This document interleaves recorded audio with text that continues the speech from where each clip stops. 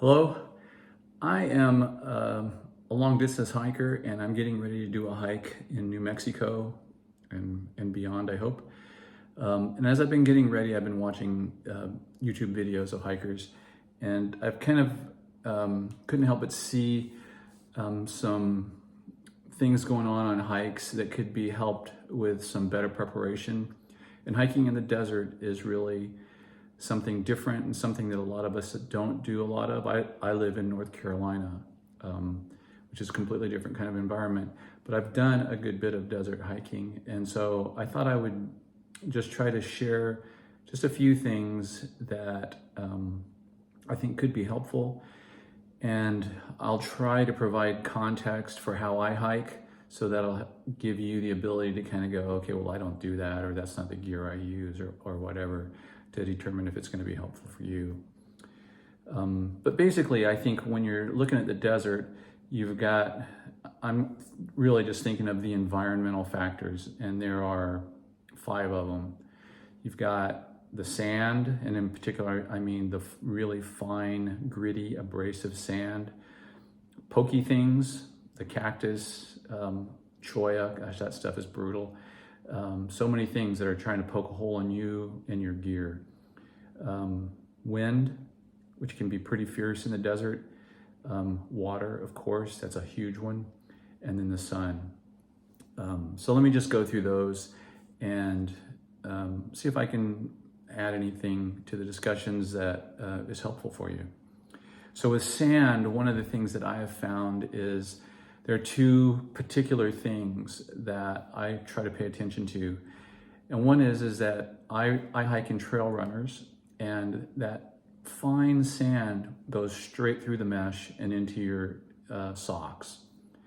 What I find, especially when I'm starting out the hike, when my feet are the most tender, is that it's really helpful for me to wear toe socks, because that fine sand, that abrasive sand, gets in between your toes and you're sweating a lot, and it's a bad combination, tender feet, abrasion, and sweat, and you can easily end up with blisters between your toes. And I have found that wearing toe socks takes care of that. Some people think toe socks are expensive, and they are. So I just throw it out there as an idea of something to at least start out the hike with. That's what I always do. I start the hike in toe socks. The second thing is protecting the zipper. If you're using a tent, especially if you're using a tent with a rainbow mesh, like the Z-Packs tents, a lot of us are using those. I'm using one. So that's another consideration, is trying to protect your tent from that abrasive sand, because it will lead to problems. So if you have a tent that has a rainbow door, like I have on this tent, one of the things that you can do in the desert to protect your zipper is, when you open the bug mesh, always have it fall inside of the tent. If you get into the habit of having it fall outside, you get fine abrasive sand particles in the zipper, and eventually that can lead to problems and even to failure. So if you can just form the habit in the desert of always letting your mesh fall back inside the tent, that can help a lot. So moving on to pokey things. There are a lot of different kinds of thorns, etc., out in the desert. You know, the strategy that the plants are employing for their survival involves different kinds of thorns often, and those are broken off and they're floating around, and you go to put your tent down or however you're sleeping, and you're going to encounter those. So again, probably where I try to pay the most attention to the damage those things can do is to the floor of my tent and to my inflatable sleeping pad. Most of the time when I'm not hiking in the desert, I will use a polycro ground sheet, if I use a ground sheet at all. In the desert, I will use Tyvek. There are 2 types of Tyvek that are out there. One is the construction grade stuff that you see, you know, at Lowe's or Home Depot, wrapped around houses. That stuff's pretty thick, waterproof, and I've used it. I use it in Arizona, and I've got some right here. It's pretty crinkly and loud. If you decide to use this type of Tyvek, if you put it into a agitator washing machine and wash it, it'll kind of soften it up, and it's worth doing, I think. But the Tyvek that I usually use for a ground sheet is this stuff. It's called 1443. Typically you get it from places that sell kite supplies. Apparently kite makers like to use this for kites. It's thinner, it's softer, it's more flexible. It probably almost certainly gives you less protection than the really hardcore Tyvek, but it's lighter and easier to deal with, and packs down smaller. So I've used this more than the construction type of Tyvek and have been pretty happy with it. So I would suggest using this as a ground sheet for your tent.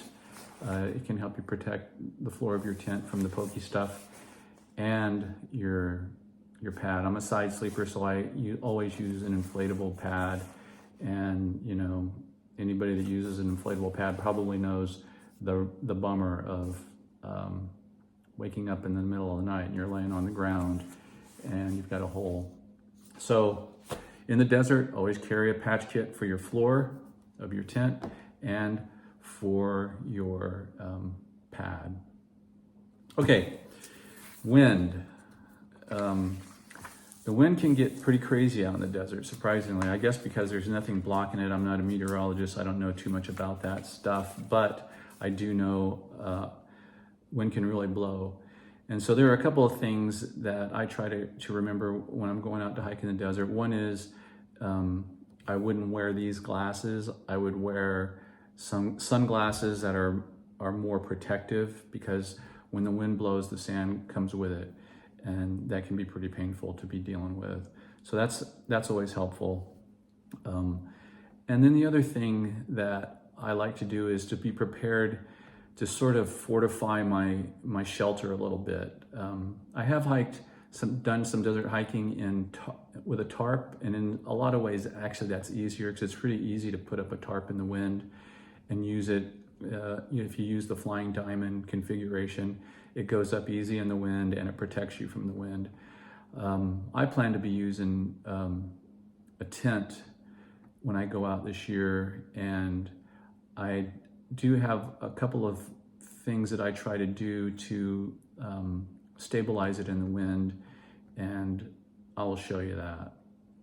So it's been my experience that the wind can be often pretty bad in the desert. So one thing that you can do if you're sleeping in a tent is to find other ways to guy out your tent. One of the things that I do on this particular tent is, this is a product that I bought from Z-Packs, and I use it sometimes with a tarp.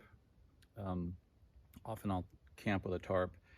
And this lets you just put this on top of a hiking pole, and it allows you to do certain configurations. But if you were to use this same thing and put it on top of here, you have 2 points here where you can tie out your tent. Depending on what the wind is doing, you could turn it this way and tie out like in that direction. So it's just a way to provide more stability than the guy outs that are on here. And this is just a little thing that I carry, which is one of these just wrapped up with some extra guy line, and I find that is pretty useful. Probably, you know, if the wind is really bad, you end up cowboy camping, but sometimes the wind and the rain come together, so this can be a helpful thing to do. So that's something to keep in mind. Water is a huge one. And let me first say that what I do is, when I'm hiking, I use this configuration. I just use a bottle and a filter. I like the squeeze. I haven't used all the filters that are out there, but I have thousands of miles using these, and I think they're super reliable, as long as you don't freeze them, do some crazy things. but I'm super happy with them. And if you clean them, they last forever. I mean, I've got one that's got maybe 3,000 miles on it that I still use. And maybe I'll talk about the cleaning part of it a little bit. So this is how I roll. I just get dirty water in my bottle and I put it back in my pack, and then I just drink from it.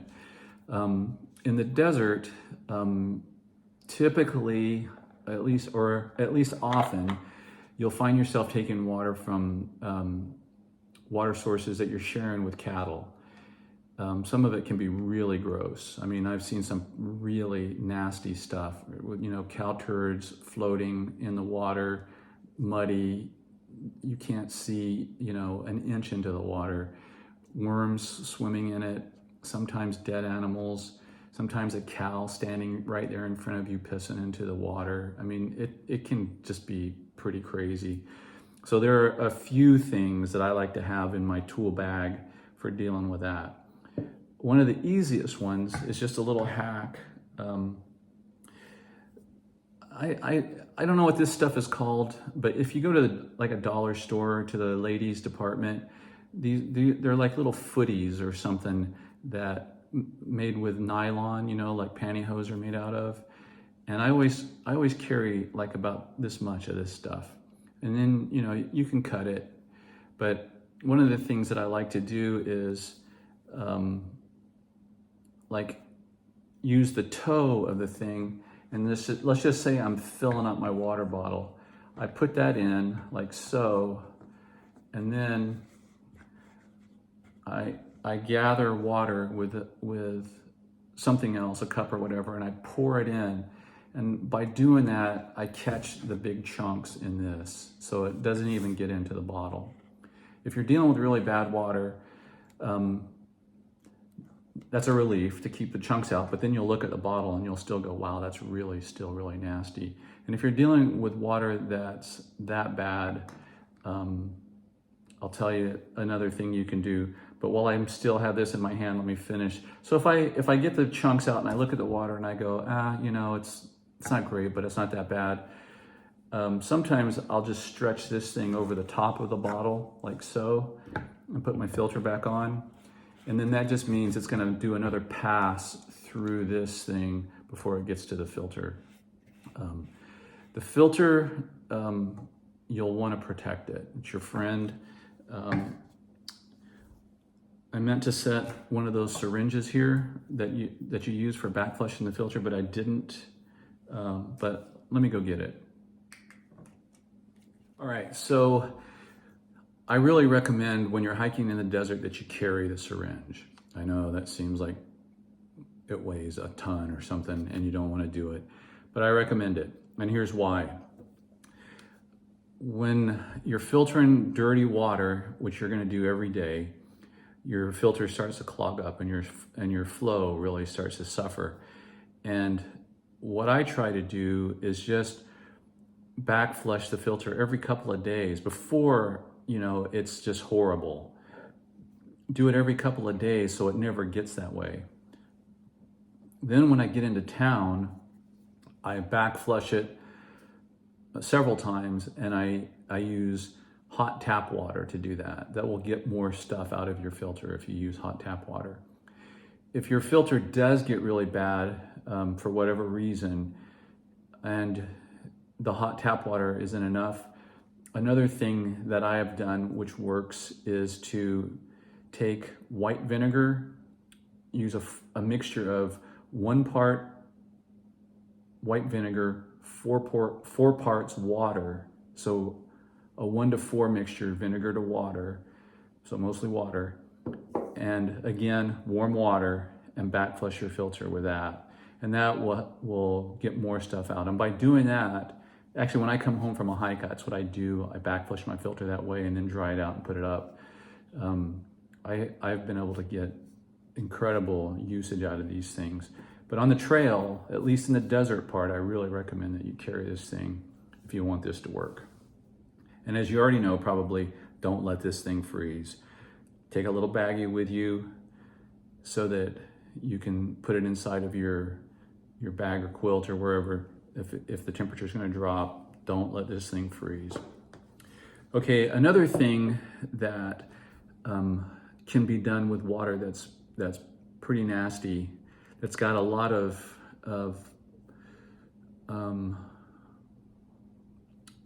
material in the water.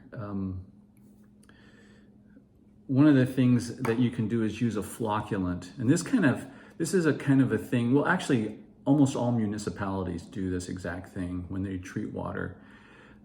They put this stuff in, alum. You can get it, on the spice aisle in the grocery store. I think, and for a household use for it is in canning. I don't exactly know how that's used, but it's potassium aluminum sulfate. And here's what this stuff is really cool. If you're into chemistry, you'll like this. So if I come to a source and it's pretty bad, the water is very turbid. There's a lot of stuff that's particles that are in the water. The water's just going to stay brown. So this is 2 liters. I can fill this thing up with water. And I wanted to demonstrate this. And so for the last week or so when I've been hiking, I've been looking for some really bad turbid water, like cow ponds. I live in the mountains of western North Carolina, and the water here is just all crystal clear. And so I haven't been able to come up with any. So I'm just going to talk through it. But if you look up flocculant, F-L-O-C-U-L-A-N-T, flocculant, on river rafting trips or something, people that are going down the Colorado River or whatever, they will take, like a 5-gallon bucket out of the,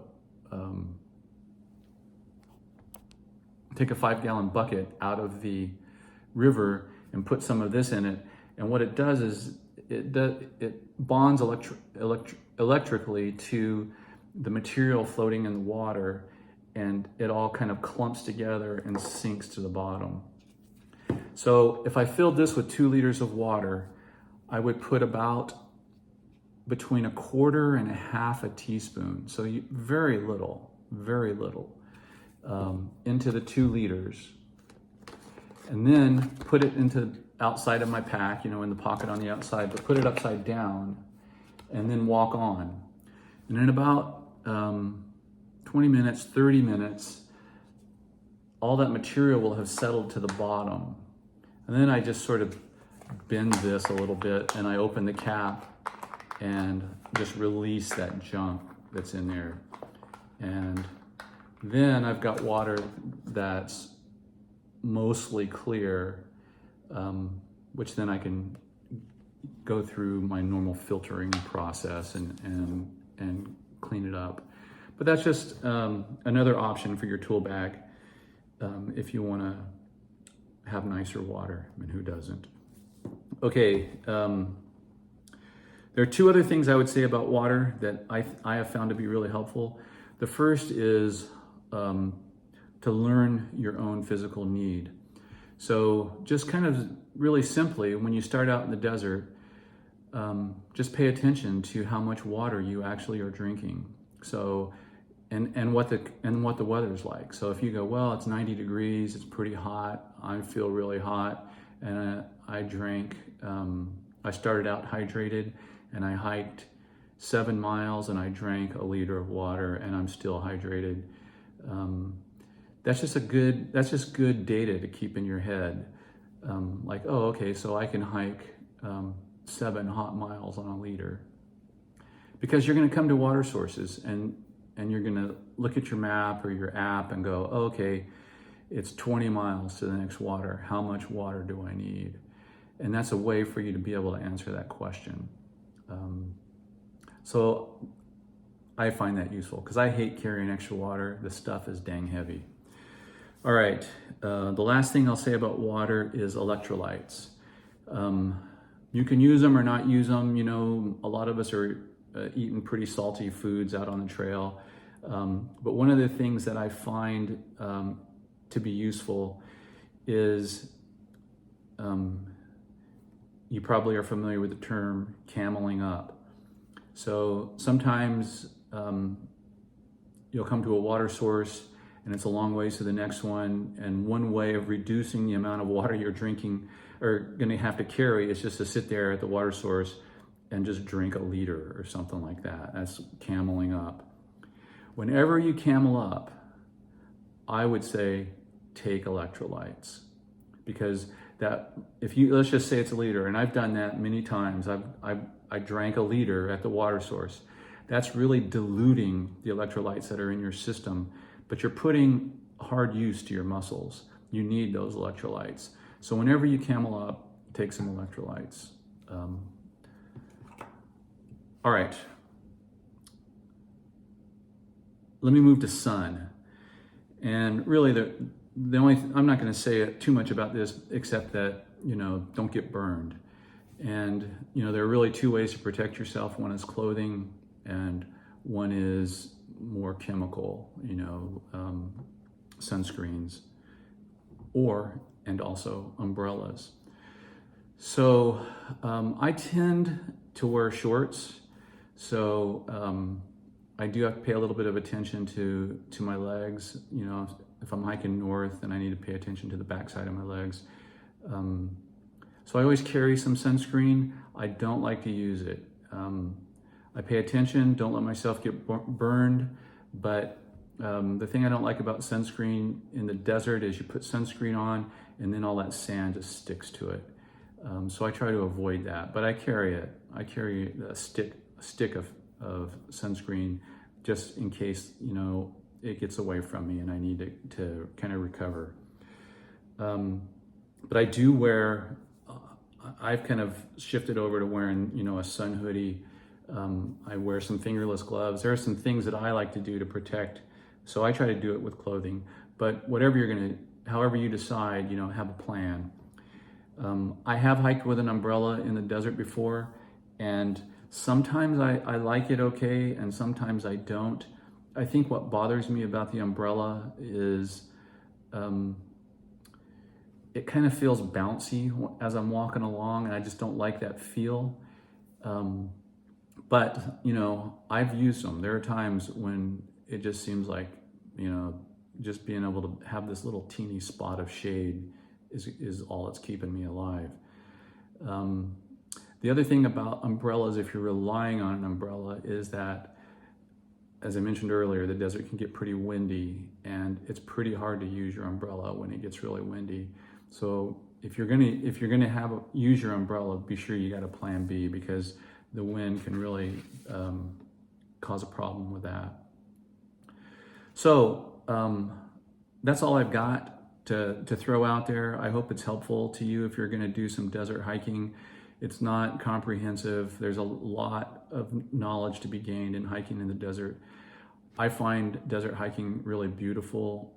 I really like it, but it comes with its challenges. So be thinking about those and how you hike, how the gear that you like to use, and be ready to adapt yourself to those conditions. All right, good luck out there on the trail. Cheers.